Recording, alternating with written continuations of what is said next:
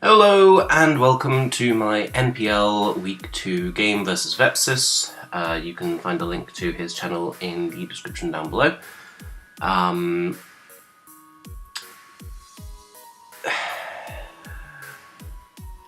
to put this mildly?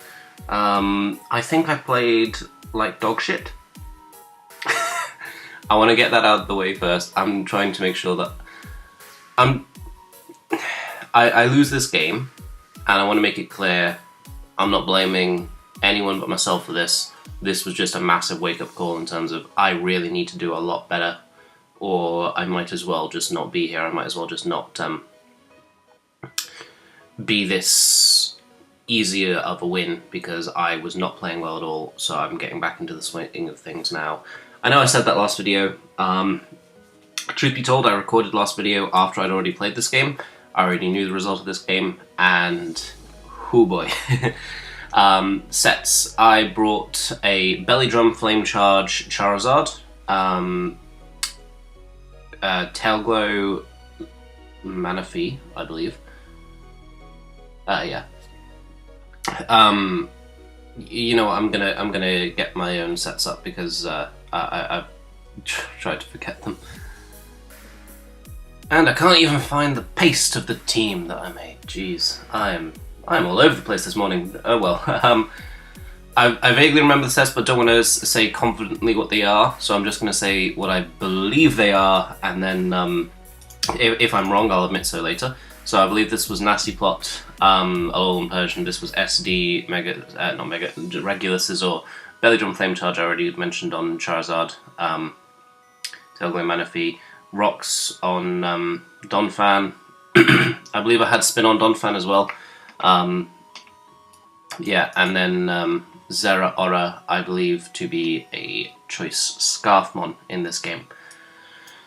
So, I lead off with Alolan Persian because I do have a parting shot on Alolan Persian. I kind of feel like I always should. I go out into Donphan just expecting the rocks, and here I realise I've really inadequately prepped for Cofagrigus as I can't spin away the rocks, and my Charizard is going to come in on 50%. And he goes for T-Spikes. Now this should say everything you need to know. I didn't even consider T-Spikes a possibility in the team builder. Didn't even consider them. It's so ridiculously stupid of me to not consider it, because T-Spikes are so effective against me in terms of preventing me from taking advantage of momentum, and I didn't even consider the fact that, oh hey, one of the best T-Spikers that can also block Rapid Spin is on my opponent's team. Maybe I should do something about that. And bringing Gengar itself would have been better. Now obviously Gengar is more than a bit walled by Crocodile, but in terms of dealing with the T-Spikes and even dealing with Crocodile, Focus Blast Gengar will be able to deal with Crocodile relatively effectively, as long as he isn't fighting Resist Berry. My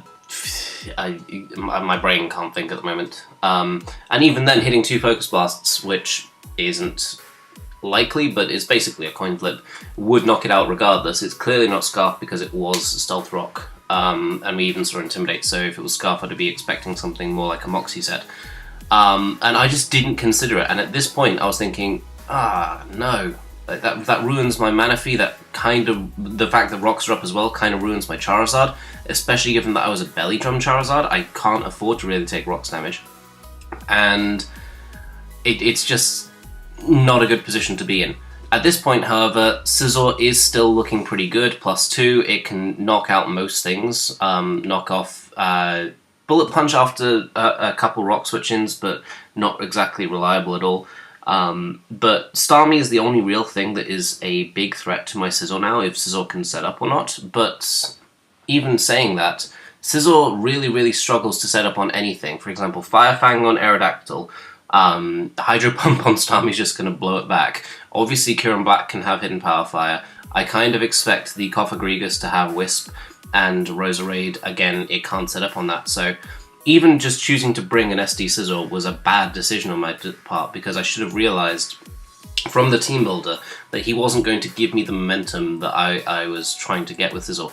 And it's silly of me for more than just the obvious reasons, in terms of I built the team to be incredibly momentum based, where I have Parting Shot, I have Volt Switch, I believe I had SD U-Turn on Sizzle, to try and take advantage of switching and try and get momentum. But I went too setup heavy in this game. I had 3 mons that all were instant setup or die, basically.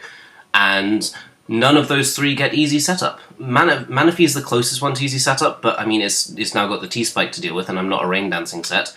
If I was he would have instantly switched into his Curum to make sure that I have to make a choice, essentially, between Manaphy taking a massive hit or just switching out and being useless, just to the sake of getting rid of a Toxic that I wouldn't have otherwise taken, and then Manaphy's 30% lower.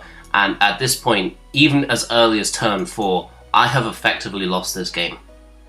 That's just how badly out-prepped I was, and I didn't exactly cover myself in glory playing as well. I don't think I played that terribly. I think the biggest problem was in the team building section. And here I decided to knock off the Culver Berry after the Shadow Ball Spadef drop.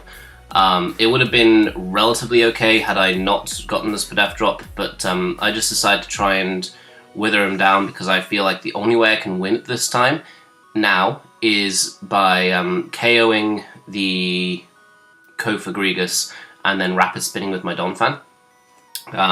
So I decided to go into Charizard to threaten it out. I can go for the Roost just to make sure I don't get any damage. It was Flame Charge, Dragon Claw, Belly Drum, and Roost, of course. Dark Pulse, just going for a flinch here because I knew that I would die to any hit and I didn't have a switch in. I go out into Manaphy here and go for a Tail Glow just on the off chance that he doesn't have a way to knock me out, but he did. So I think I lost my head around turn 4 when I realised how badly I'd been outplayed. And then I even go for Focus Blast on the Kofa Grigus. I am Choice Scarf, so I can't even do anything about it. Kofag is just going to heal back up, and even my slim chance of victory with Rapid Spinning and Charizard Xing is already gone. I go for it here just in case he decides to go for a Pain Split for no reason whatsoever.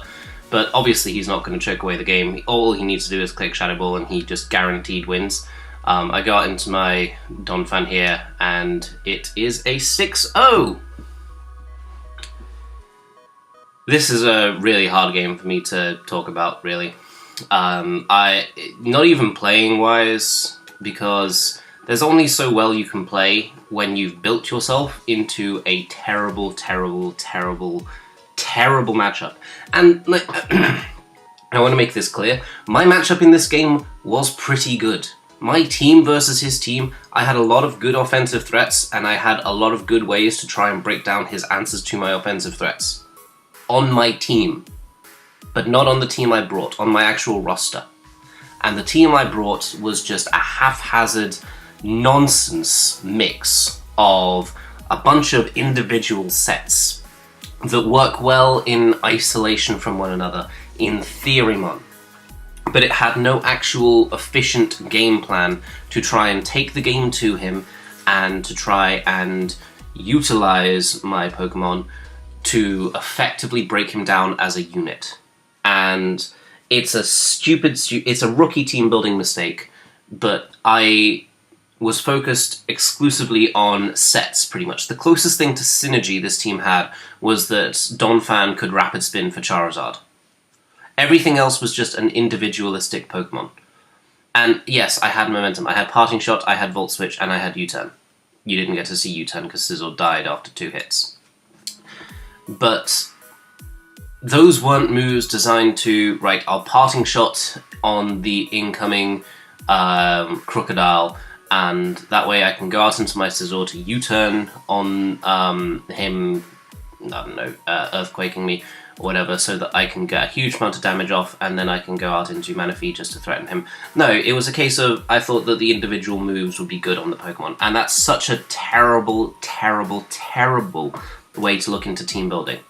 I'm honestly quite embarrassed by the fact that I did this poorly in the building side of things, and geez, this was an awful, awful, awful show by me.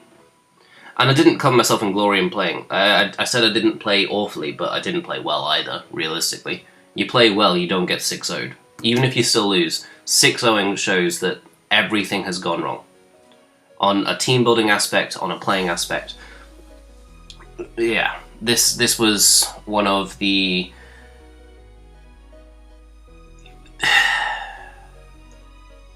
I can't adequately put into words how disgusted I am with the way I played, because it'll just sound absolutely stupid. And I've wasted your time long enough with this post-match rant. Basically, very well played, Vepsis. His channel is in a link down below. Go and check him out. He's an amazing, amazing battler, and I can only apologise and promise that next week I will be doing a whole lot better, and I'll see you then.